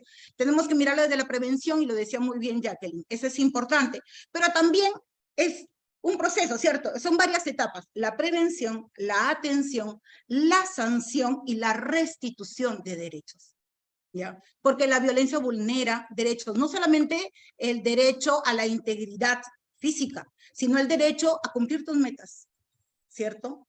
A tu desarrollo personal, a tu desarrollo profesional, a seguir estudiando, ¿no? Te vulnera tus derechos también, ¿cierto? A nivel de economía, ¿cierto? Tus derechos sexuales y reproductivos. Te vulnera el derecho. Entonces, hablamos de prevención, de atención, de sanción, pero también de restitución de derechos, ¿ya? Por eso les digo, hay una relación para mí muy fuerte entre la política y la comunicación, porque si nosotros, los periodistas, los comunicadores, sabemos esto, entonces nosotros podemos abordar la noticia también así, y podemos desarrollar la noticia también así, ya no solamente desde el dato útil, ¿no? Sino también de interpelar a la autoridad, ¿cierto? No solamente desde la prevención y la educación y la información, sino también de interpelar a la autoridad en la atención. ¿Cuántos casos hay judicializados a nivel de violencia? Las garantías, ¿cierto? Las mujeres que son violentadas, según ley se deben dar, según también la gravedad de la lesión, 24 horas, 48 horas, demoran 6 meses, ¿no? ¿Cómo es que los operadores de justicia, cuando tienen a una mujer que ha sido violentada, le dicen, ay, hijita, pero ¿estás segura que lo vas a denunciar? Mira ahí, luego, ¿quién te va a mantener? ¿No? O sea, ¿estás segura? Te hacen retroceder. O la conciliación, que sabemos que no existe. Entonces, o sea, interpelar, pero tenemos que conocer, ¿no? Y ahí entra también este tema de lo que nos toca. Y creo que lo primero es capacitarnos, ¿no es cierto? ¿Qué es enfoque de género? ¿Cómo es este enfoque y cuáles son estas problemáticas de estos grupos vulnerables, ¿cierto? ¿Cómo es esto de la atención y de la restitución de derechos, y por qué consideramos que una mujer violentada o un grupo de niños, de niñas o personas adultas mayores violentadas no solamente pierden el derecho a la integridad, sino otros derechos, ¿no es cierto? Entonces, ¿por qué? Porque la comunicación, porque la información es eso. Es un derecho, pero también contribuye, ¿no?, a que otros y otras realmente sean sujetas de derechos, ¿no? Entonces, para mí esa reflexión es importante, esa capacitación, esa reflexión interna, esos análisis, ¿no? Creo que La República me parece que tiene ya una editorial en género, no sé si otros medios lo tienen.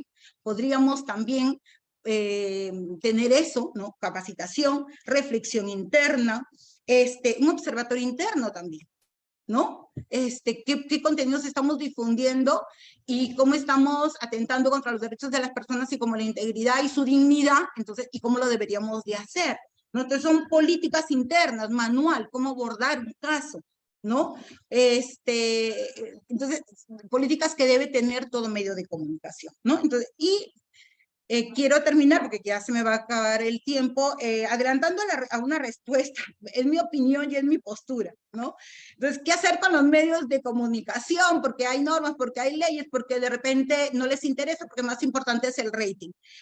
La verdad, nosotros venimos trabajando años con los medios de comunicación sobre este tema, y son muy pocos los medios comprometidos. Y yo creo que, me parece, en mi opinión, repito, creo que el esfuerzo lo tendríamos que orientar en los medios alternativos y en los medios virtuales. Estos medios tradicionales, el poder económico está detrás, la concentración mediática también, entonces creo que el camino es más difícil. Entonces, tenemos otras alternativas como estos medios virtuales. Muchas gracias. Muchas gracias, Belia. Bien interesante lo que planteas. Vamos a comentar también un ratito al final, pero ahora primero vamos a escuchar a Giovanni con sus comentarios. Giovanni, adelante, por favor. No te escuchamos, Giovanni.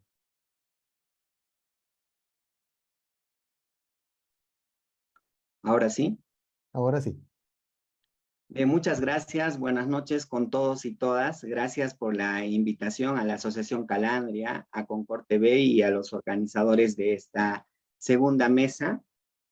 Bueno, Yo voy a hacer algunos comentarios y también ideas relacionadas a lo que pasa también en el Cusco y lo que podemos hacer desde la universidad pública en torno a estas tres presentaciones que nos han hecho nuestras expositoras. En primer lugar, Jacqueline Velarde nos ha hablado de la estrategia de comunicación relacionada con la prevención y atención de la violencia basada en género, pero principalmente la violencia contra la mujer. Y hay algunas cuestiones que me han parecido muy interesantes y que nos interpela como docentes universitarios.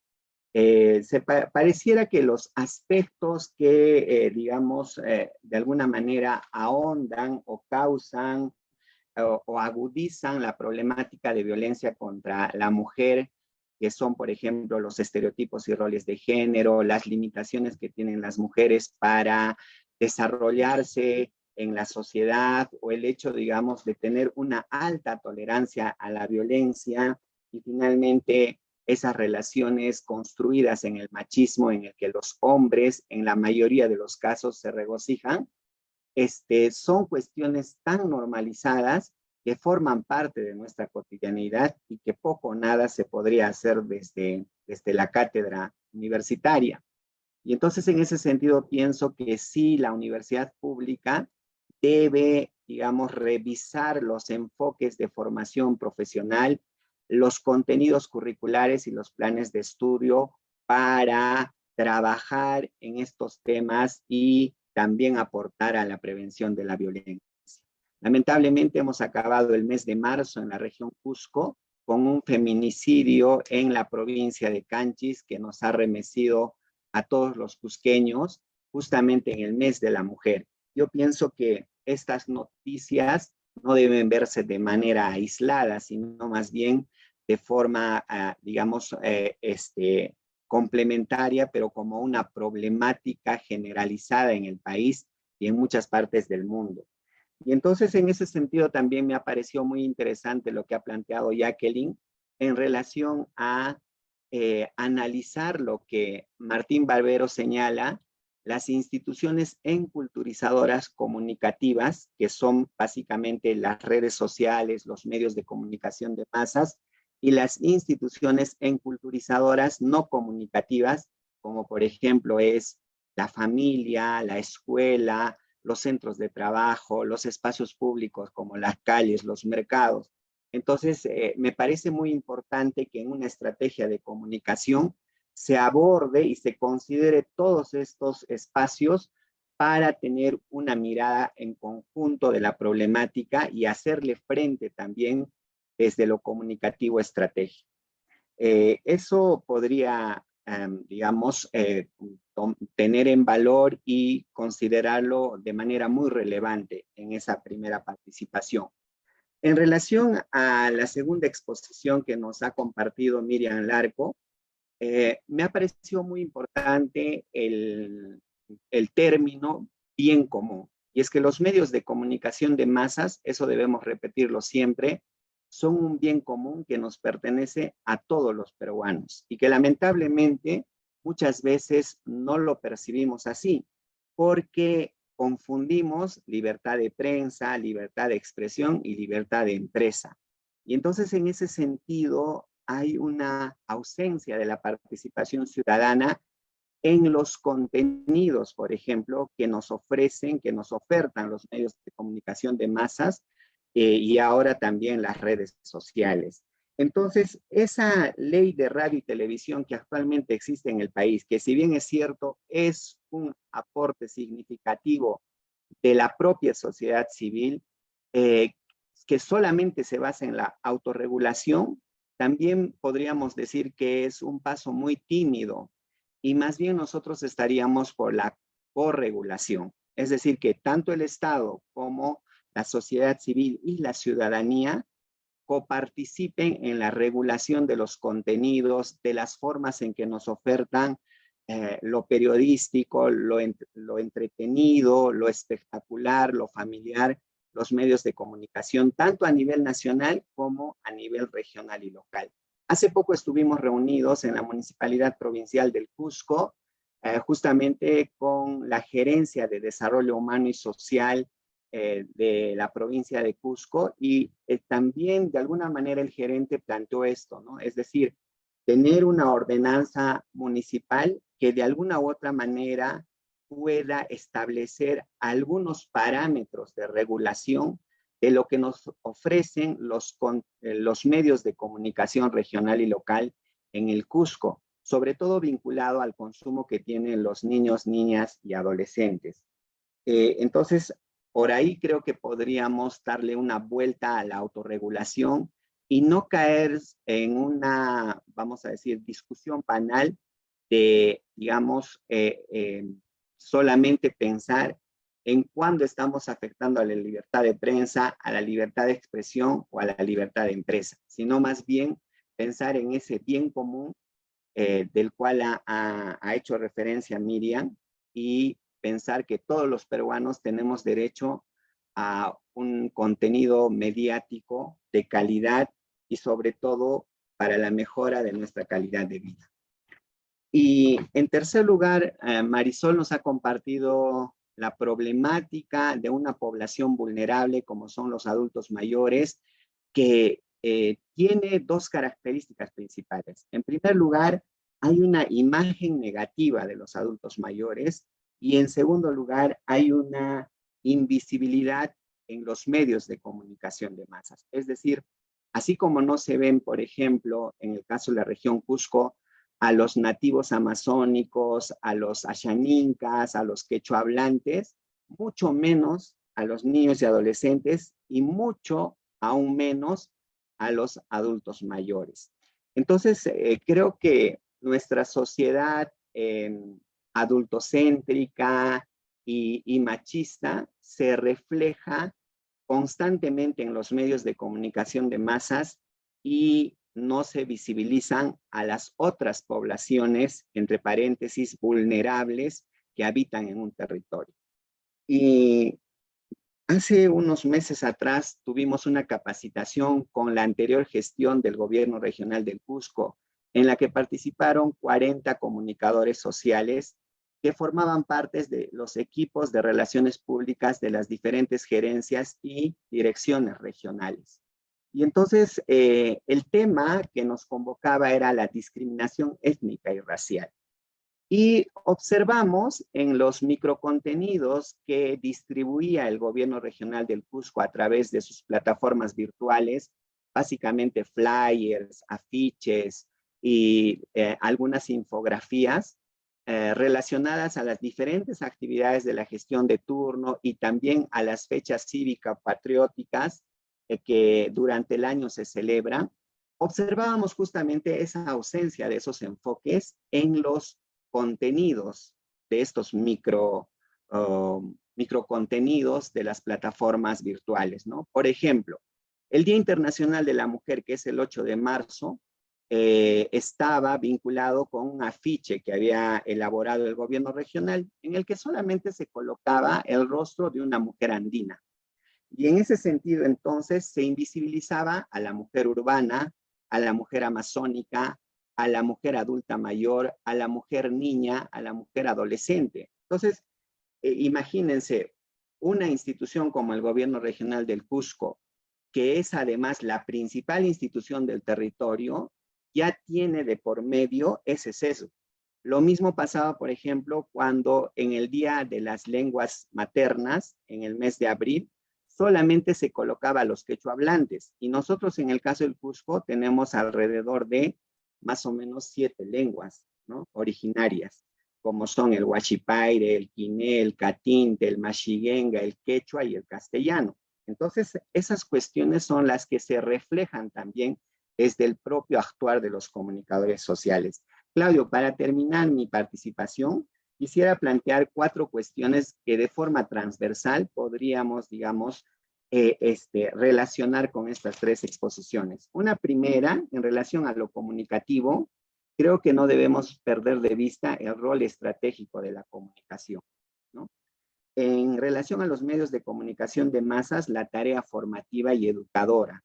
En relación a las políticas públicas de las cuales ha dado cuenta tanto Jacqueline, Miriam y Marisol, falta un correlato regional y local de esas políticas a través de las ordenanzas regionales, ordenanzas municipales, pero sobre todo el presupuesto.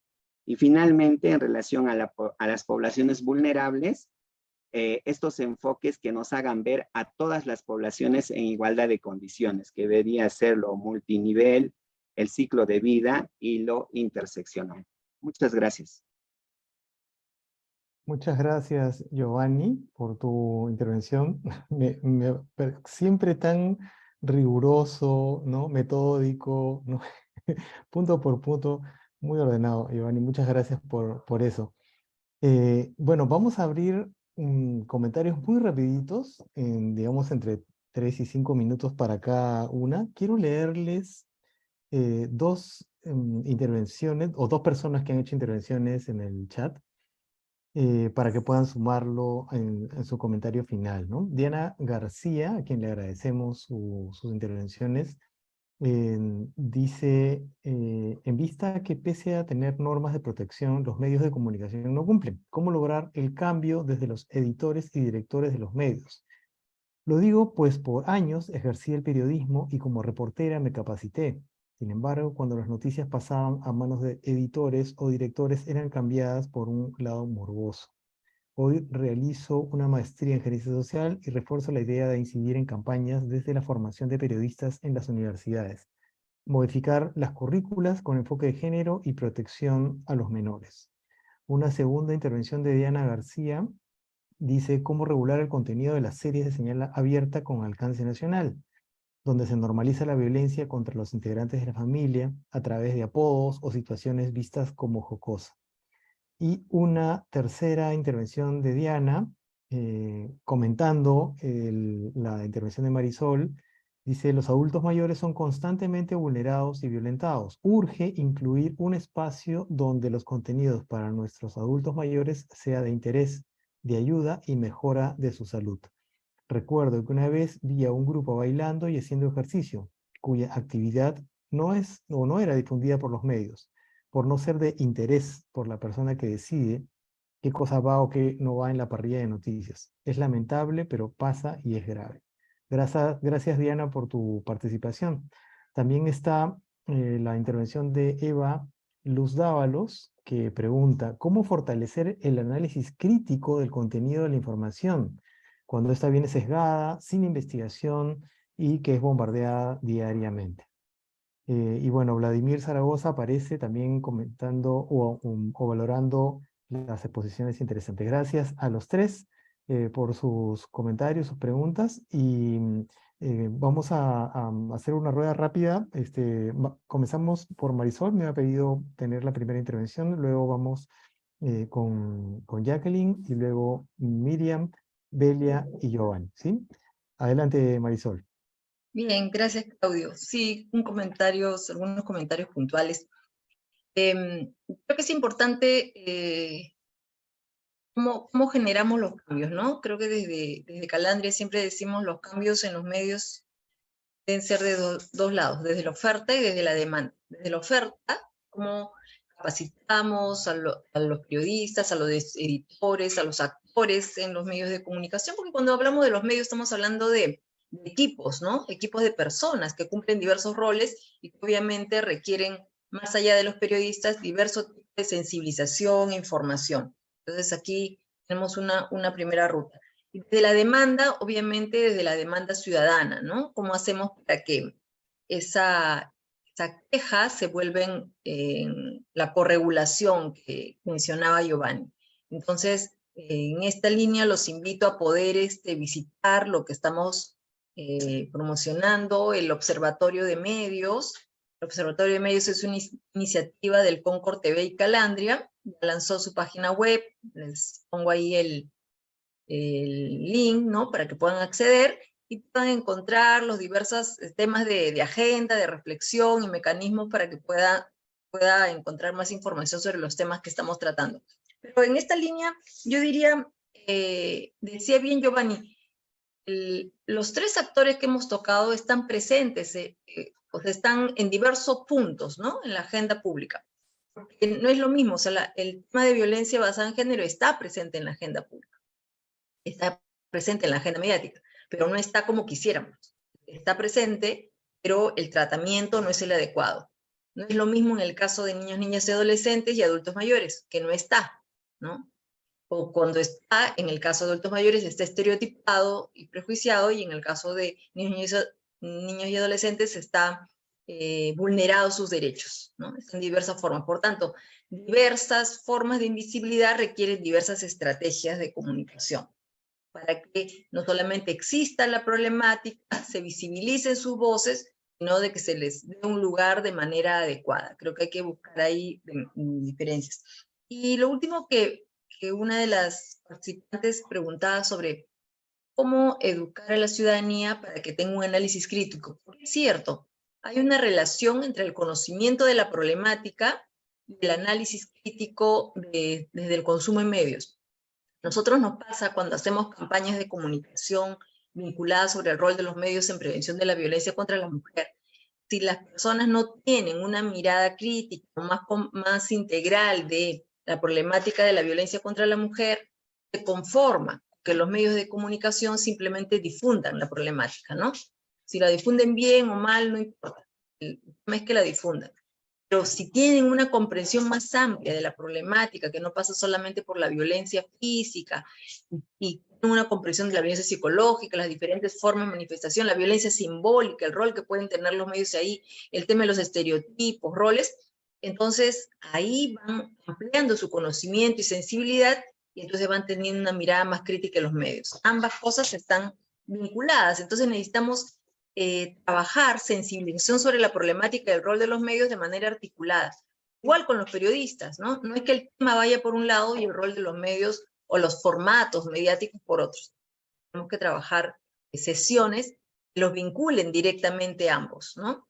Y en esa línea también poder trabajar con los ciudadanos que se pase de la crítica a la queja y de la queja a la denuncia, y lograr la corregulación que plantea Giovanni, porque lo que es cierto es que en la Ley de Radio y Televisión existe el mecanismo de queja, la Sociedad Nacional de Radio y Televisión tiene el Comité de Ética, tiene los mecanismos, ¿no? Para ello, pero en estos 16 años no hay muchas quejas, no hay muchas denuncias, ¿no?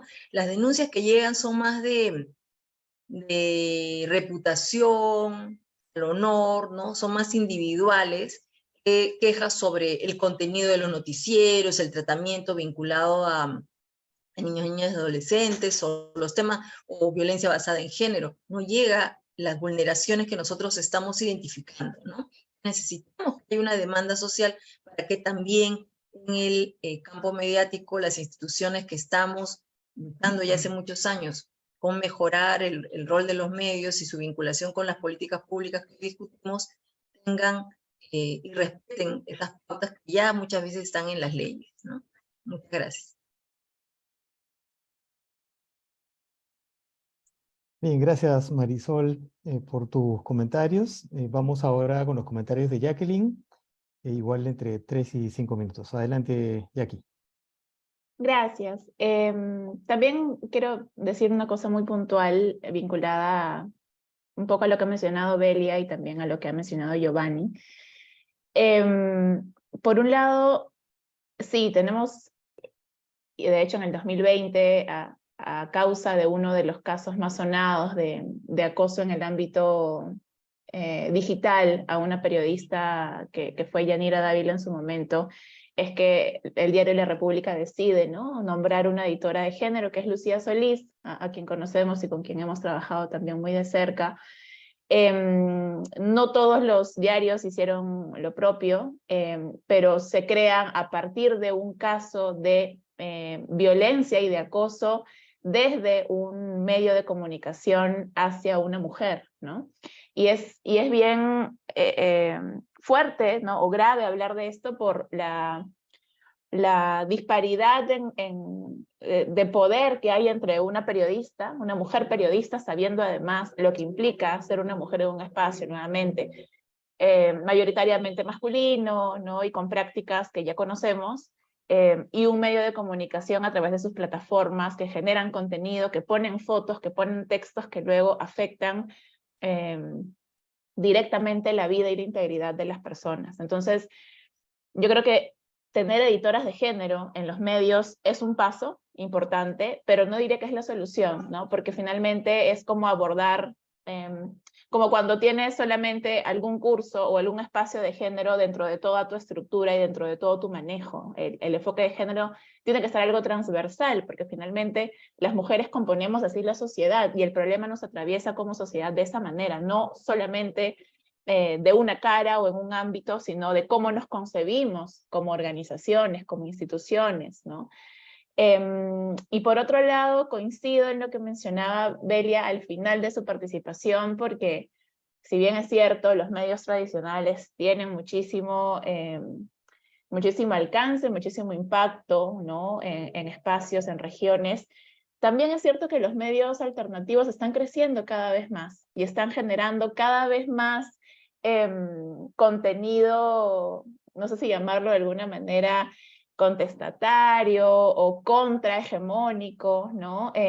Proponiendo nuevas cosas, cosas distintas, con un campo de acción más flexible, ¿no? Con un campo, con una oportunidad de poder decir cosas que no normalmente se puede hacer en espacios tradicionales, porque también sabemos que los medios tradicionales responden a intereses económicos particulares, porque, bueno, finalmente así es el funcionamiento y la dinámica, ¿no? Entonces, yo también diría que habría que fijarse más, en todo caso, en los medios alternativos o en estos medios que están autogestionándose, ¿no? Y que están informando y que están generando contenido de mucho valor desde espacios independientes, ¿no? Eso creo que también hay que tomarlo en cuenta. Gracias. Gracias, Jacqueline, por tu intervención. Vamos a escuchar ahora a Miriam. Bueno, sí, este tema, bueno, creo que la pregunta es concreta: ¿cómo mejoramos en el tema mediático en cuanto a los contenidos frente a las poblaciones vulnerables? Son varios los responsables. Para comenzar, el Estado. El Estado tiene que asumir su responsabilidad en la vigilancia y cumplimiento de las leyes. Por gusto no tenemos leyes, ni pactos sociales, ni pactos internacionales. Hay que cumplirlos, vigilar y sancionar. Y yo siempre diré esta necesidad de crear instituciones que sean como una bisagra entre el Estado, los medios y la población. La autorregulación no debe suplir la ley. Es un mecanismo de responsabilidad de los medios, pero hemos visto en el tiempo que no funciona. Yo coincido también con lo que ha dicho Giovanni, lo venimos diciendo, la corregulación es lo que se debe haber. O sea, el Estado no significa que se quede como observador frente al incumplimiento de la ley. Debe sancionar. Y esto pasa, por ejemplo, en la publicidad comercial. La publicidad comercial tiene una institución, que es el INDECOPI, que cuando un anunciante a través de la publicidad se equivoca, engaña, discrimina, atenta contra los derechos de los niños, actúa de oficio.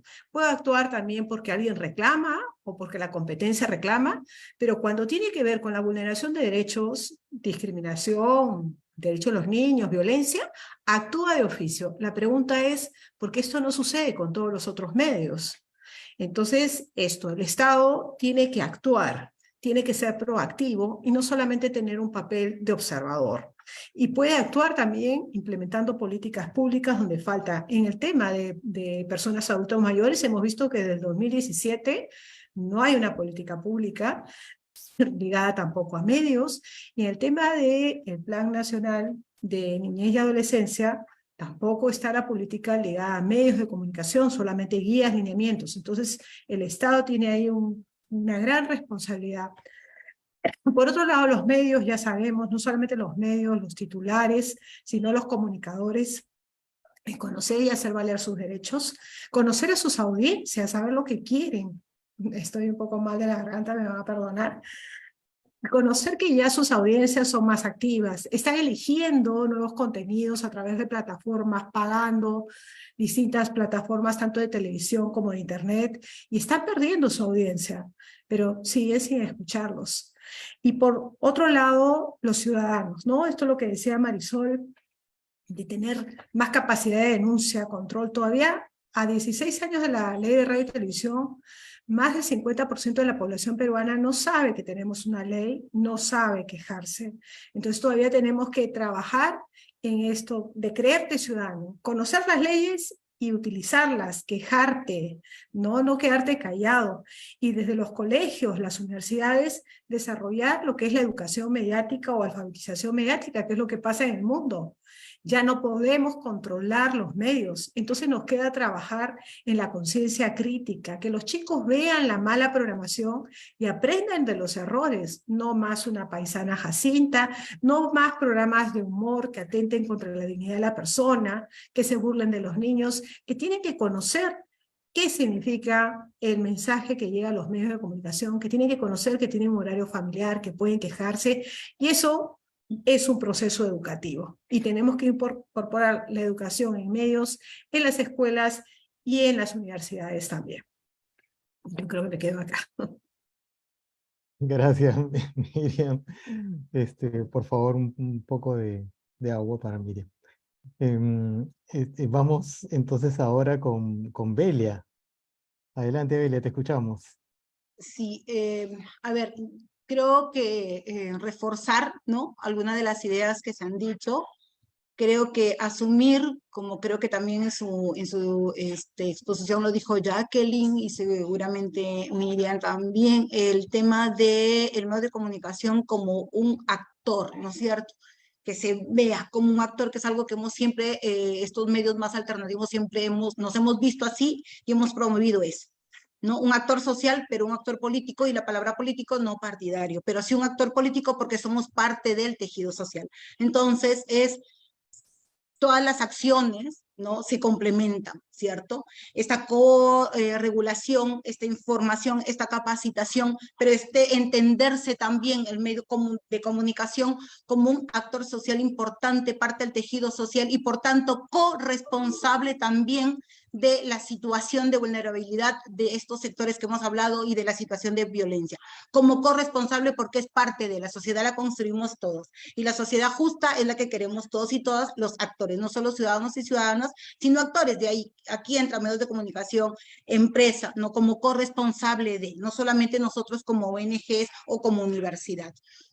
Entonces, desde este rol y este papel, ¿cierto?, social y político, cómo es que contribuye, y por eso decía, reforzar ideas, ¿no?, en la democracia, porque es importante la información, en la educación, para fortalecer, ¿no?, a la ciudadanía, con información y con conocimiento para el ejercicio de esa ciudadanía, ¿no? Y además una comunicación democrática que supone, y como que los principios básicos también de esta comunicación que queremos, comunicación para el cambio social, para el desarrollo, ¿no es cierto?, que es el diálogo, pero es un diálogo en el que todos y todas puedan participar y todos estos sectores también, ¿no es cierto? Adultos mayores, niños, niñas, ¿no?, con derechos y que no se les mire como si fueran vulnerables entre comillas, ¿no? Sino como grupos que saben, que conocen, que opinan y que se les tiene que dar esa participación en diferentes espacios. Una participación democrática, pero una participación también desde una mirada de cambio de poder, de relaciones de poder. A veces el medio se siente con el poder de.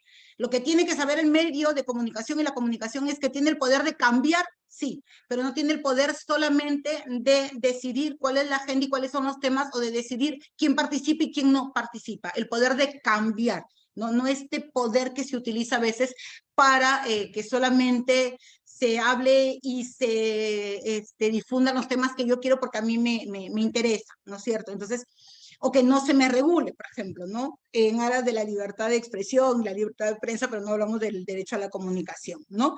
Entonces, esa comunicación democrática, plural, con participación, pensando en un cambio de relaciones de poder, pensando en la importancia de desarrollar el sentimiento de pertenencia, ¿no?, de relacionamientos con otros, de un cambio de relaciones, de este poder que decíamos que a veces afecta y daña, ¿no? Entonces, eso, y luego también temas muy concretos, porque claro, conversamos, igual paso por el tema más concreto y yo insisto, o sea, los comunicadores, los periodistas no conocen la ley de radio, no conocen la ley de radio y televisión porque no tienen en su código de ética, ¿cierto? O muchos no la tienen, Entonces, no conocen, y hablando ya de violencia o estas políticas que ustedes han mencionado, concretamente no conoce la ley 3364, ¿no? Que es la ley de atención, sanción y prevención de la violencia contra las mujeres e integrantes del grupo familiar, ¿no? Entonces, sí creo que es importante seguir informando y capacitando a los periodistas, pero me parece que un paso y para ir avanzando, ¿no? Quizás no es necesario una ley, una norma para la corregulación, pero sí, o sea, que sí es importante, sí, comparto eso, ¿no? Pero ¿cómo vamos avanzando hasta que eso se dé? Entonces, ahí tenemos que ver el tema de la denuncia y por qué no reforzar en el medio de comunicación también la vigilancia. Yo hablaba de informar, educar, movilizar, incidir, pero también vigilar, y me olvidaba de eso, y por eso cuando Miriam lo dijo, me parece importante resaltarlo, pero también de repente en los espacios, ¿no? En las redes, en los colectivos en los que participamos y que existen, porque ellos también no hacen esa vigilancia. Aquí en Piura está, ¿no? La instancia de concertación, está los consejos regionales, consejos de espacios de concertación. ¿Por qué no también incluir en estos planes y en la participación con ellos no solamente la vigilancia, el seguimiento a las políticas públicas o informar y visibilizar, ¿no? Sino también denunciar, ¿no? Si es que consideran que se están vulnerando los derechos por parte de los medios de comunicación por los contenidos que difunden. Entonces también desarrollar en estos espacios, en estas instancias, ¿no? Esa posibilidad de también denunciar, ¿no? Y no quedarnos solamente en la capacitación o en la información. Gracias. Gracias, Belia, por tus comentarios. Giovanni, adelante. Muchas gracias. Bueno, yo parto porque los espacios pequeños, los espacios públicos pequeños, se dice que son el reflejo del país. Entonces, por ejemplo, en la Universidad Nacional de San Antonio Abad del Cusco, que es un espacio que agrupa a aproximadamente 23,000 personas, entre estudiantes, personal administrativo y docentes universitarios, rezaba un eslogan en la puerta principal de nuestra universidad hace 20 años atrás, y decía: bienvenido a la UNSAG, cuna de la cultura andina. Y en ese sentido, en ese momento, era solamente el eslogan, porque la mayoría de los estudiantes universitarios y docentes y personal administrativo éramos citadinos, urbanos, de colegios privados y castellano hablantes. La geografía y también la demografía en nuestra universidad hoy ha cambiado. Tenemos una gran cantidad de mujeres universitarias, docentes universitarias también, y bastantes adolescentes que gracias al examen de primera oportunidad acceden a vacantes dentro de las diferentes 48 escuelas profesionales. Entonces tenemos disímiles poblaciones, quechohablantes, de provincias altas, también de diferentes comunidades nativas de la zona del Paucartambo, la Convención y de otras regiones selváticas. Y entonces hay una demografía mucho más variada. Y también el Congreso recientemente ha aprobado una ley en que los docentes universitarios pueden ejercer esta docencia inclusive hasta los últimos años de su vida, ¿no? No hay un límite de edad. Sin embargo, vemos, por ejemplo, que esa, digamos, variedad de personas que forman parte de la comunidad universitaria no tienen un correlato, por ejemplo, con el hecho de reconocer los deberes, los derechos y la equidad, por ejemplo, dentro de la universidad, ¿no? Entonces, todavía se desarrollan acciones machistas y también hay, en algunos casos, inclusive vulneración de la libertad de expresión, porque como hay este adultocentrismo bien marcado, pareciera que los docentes universitarios tenemos la voz y el voto, y finalmente los estudiantes universitarios tendrían como que acatar las órdenes, ¿no? Entonces yo pienso que todas esas cuestiones que pasan en la universidad pasan a nivel nacional también, y ahí tenemos que ir pensando en los cambios comunicativos, primero a pequeña escala, como la familia, las escuelas, las universidades, y posteriormente en la sociedad en su conjunto. Y el rol entonces de los medios de comunicación de masas, las redes sociales y los periodistas y comunicadores sociales está en, digamos, en un momento de bastante, digamos, necesidad, de bastante demanda, porque a través de los medios de comunicación podemos hacer eco de esas demandas, podemos hacer eco también de esas necesidades y plantear algunas soluciones, algunas, digamos, posibilidades de cambio de lo pequeño a lo grande.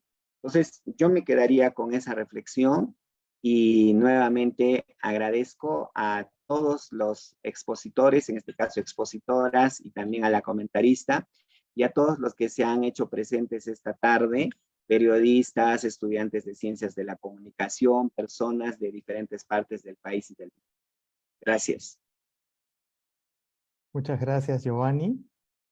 Bueno, llegamos un poco al final de esta segunda mesa, ¿no? En el chat ya está colocado el link para que puedan ustedes registrar su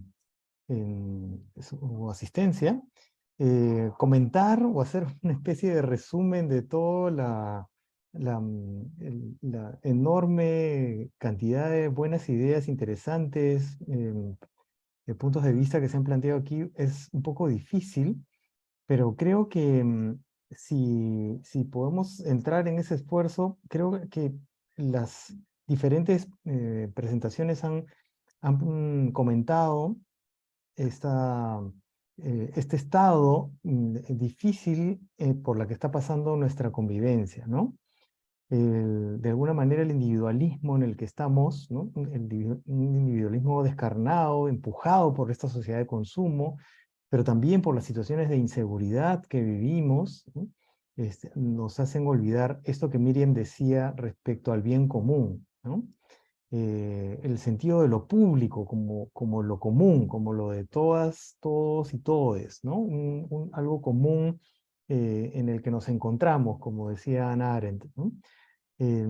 Esta situación de distancia con el bien común, ¿no? Muestra los cambios que tenemos en la sociedad, ¿no? En las valoraciones, en nuestra propia convivencia. Pero también, Miriam comentaba que hay cambios en digamos, en el escenario de la comunicación, ¿no? O sea, con todos y estos problemas también hay cosas interesantes, y la comunicación está siendo un escenario muy sensible a estos cambios. Por ejemplo, no en toda la dimensión que quisiéramos, pero tenemos consumidores un poco más críticos, un poquito más activos, con mayores capacidades de elegir, porque la oferta se está ampliando y tienen una posición ahí, ¿no?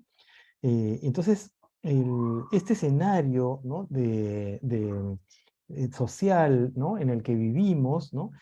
Convulso, tenso, hace que la acción de las políticas públicas y de los medios de comunicación tendrían que entonces contribuir a afirmar este sentido de una mejor convivencia, ¿no? ¿Cuál es la convivencia posible? ¿Cuál es la mejor convivencia posible? ¿Cuál es el tipo de democracia posible que tenemos que resolver, ¿no? Y aquí el sentido de la corresponsabilidad ciudadana me parece que es bien importante, ¿no? Una corresponsabilidad ciudadana con el bien común, ¿no? Y en ese sentido podríamos decir que, de lo que se trataría desde las políticas públicas y desde los medios de comunicación es un poco alentar el equilibrio de poderes, no entre las instituciones, ¿no? Sino entre las instituciones y la ciudadanía, ¿no? Visibilizando la opinión ciudadana, generando participación ciudadana, ¿no? Las referencias que se han dado aquí muestran que existen marcos legales que están un poco destinadas a mejorar el comportamiento de los medios, el comportamiento de las instituciones, ¿no? La ejecución de las políticas públicas. Lo que necesitamos es que se cumplan en algunos casos, ¿no? Y eso requiere presión ciudadana, ¿no? O sea, si la ley existe, lo que hay que hacer es que se cumpla, ¿no? Y en ese sentido necesitamos que las personas tengan conciencia de su rol, ¿no? Beli hablaba de respetar la dignidad de las personas, ¿no? Cómo reconstruimos los vínculos, cómo reaprender la convivencia, ¿no? Esto, Giovanni hablaba de movernos en diferentes niveles, ¿no? Desde lo cotidiano, ¿no? Hasta, yo diría, la gestión de las políticas públicas. Y exigir calidad en la información tiene que ver con lo que Belia dijo respecto a defender los derechos a la comunicación. Y, por ejemplo, Marisol hablaba de los mecanismos de denuncia, ¿no? No se usan los mecanismos de denuncia como deberíamos usar. Entonces, ahí hay, por ejemplo, un mecanismo concreto que podríamos seguir alentando y activar nosotros mismos para iniciar esta presión ciudadana en aras de la corresponsabilidad para que esta situación pueda mejorar, ¿no? Educar un poco en el consumo de los medios de comunicación es una tarea, ¿no? Que la academia podría también asumir, ¿no? Es bien interesante esta alusión a la academia como un espacio de responsabilidad en la formación de comunicadores, ¿no? Y que eventualmente van a ir escalando posiciones hasta llegar a los niveles de dirección. Entonces, ¿cómo la universidad representa un espacio de aprendizaje significativo para poder tener esta acción que pueda ir cambiando las cosas? Desde la política pública, me parece que las tres intervenciones han hecho una reflexión interesante que me hace pensar respecto a desde dónde hable la política pública, ¿no? Este cuadro que presentó Marisol sobre las diferentes percepciones de los adultos mayores y sus familiares me pareció sumamente interesante y lo quisiera llevar a la gestión y al diseño y la gestión de la política pública, ¿no? ¿Desde dónde habla la política pública? ¿Cómo ve la política pública el otro de su acción? ¿Lo ve como objeto, destinatario de sus decisiones, o lo ve como sujeto? ¿No? ¿Lo ve como beneficiario con toda la carga que eso tiene o lo ve como interlocutor? ¿Mm? Podríamos hacer un poco el mismo ejercicio desde la producción de contenidos en los medios, ¿no? O sea, claramente desde los medios de comunicación se produce una subvaloración del otro desde la propia enunciación, ¿no? Hay una misma valoración de las mujeres, de los medios, de los niños, niñas y adolescentes, y también de los adultos mayores, ¿no? Hablar de los viejitos, ¿no? Tratarlos como niños, ¿no? Cuando no tendría por qué ser así, ¿no? Entonces, hay creo que un trabajo bien interesante desde diferentes espacios, desde lo comunicativo. O sea, cómo la comunicación puede ir empujando estos cambios para que las políticas públicas puedan ejercerse considerando al otro como corresponsable, ¿no? La población como corresponsable de la gestión y no como destinataria, simplemente beneficiaria, simplemente, ¿no? El trabajo que hacer dentro de los medios, y aquí también las políticas públicas pueden plantear una interlocución a los medios que resulte cualitativamente mejor que la que normalmente se establecen entre las entidades públicas y los medios, ¿no? O sea, normalmente las entidades buscan que se dé a conocer lo que las entidades hacen, ¿no? Y no se trabaja de manera conjunta para justamente activar el ejercicio ciudadano en relación a las políticas públicas. Entonces, dentro de los medios también hay que trabajar un montón, a que se asuman como actores del desarrollo, asumiendo la responsabilidad política y educativa que tienen, ¿no? Los medios de comunicación, como las políticas públicas, necesitan, como Miriam ha planteado, incorporar esta dimensión educativa, ¿no? de su gestión. Y yo creo que el tener editoras de género en los medios, de alguna manera también puede ser asumir que la violencia basada en género es un asunto de las mujeres, ¿no? Entonces hay que mirarlo como con pinzas, ¿no? O sea, la perspectiva de género no tendría que entrar en los medios colocando una editora mujer, ¿no? O sea, los varones tenemos que incorporar esta perspectiva de género y actuar desde donde estamos, desde esa perspectiva, ¿no? Y bueno, más allá de eso, hay experiencias en el pasado que habría que ver cómo, si hacemos un poco de arqueología, compañeras, ¿no? Para traerlas a la luz. Están las experiencias del ombudsman, por ejemplo, ¿no? O el defensor del lector, que en otros países como en Colombia, aquí nomás, han tenido mucho éxito, ¿no? O las experiencias de la veeduría ciudadana en la comunicación, haciendo muchísimas actividades en espacios públicos, generando conciencia derechos en los consumidores de media. En fin, hay una serie de cosas que se están haciendo, ¿no? Que sería importante recuperar, ¿no? Traerlas a la memoria, ¿no? Y actualizarlas, ¿no? Con el trabajo que aquí se está reclamando.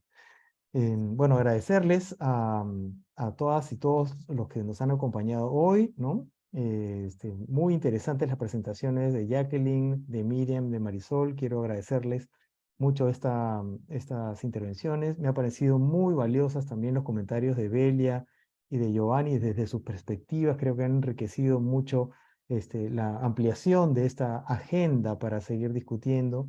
Y por supuesto también quiero agradecer a Diana, Eva y Vladimir que con sus comentarios han también enriquecido este espacio de intercambio, ¿no?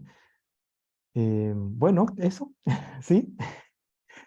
Muchas gracias, ¿no? Y no olviden, el próximo martes, ¿no? A las 5 de la tarde se desarrolla la tercera sesión de este seminario, ¿no? El tema tiene que ver con el rol de la comunicación en la prevención de la violencia de género contra la mujer desde los gobiernos locales y regionales. Es decir, cómo acercamos esto a nuestros espacios un poco más cotidianos, y ahí también hay mucho que hacer, no solamente desde las políticas de las instituciones estatales, ¿no? O privadas, y desde los medios de comunicación, sino también desde nosotras, nosotros y nosotros como ciudadanos, ¿sí? Así que todos estamos interpelados e invitados a seguir participando en este espacio. Bueno, que tengan una buena noche. No sé si estoy olvidando algo, ¿no? Sí, me habían pedido una foto. Ya la hicieron, sí, ok. Muy bien, bueno, siempre me olvido de la foto. Bueno, pues, muchas gracias a todas, a todos y todos, que estén muy bien. Buenas noches. Adiós. Gracias. Buenas noches.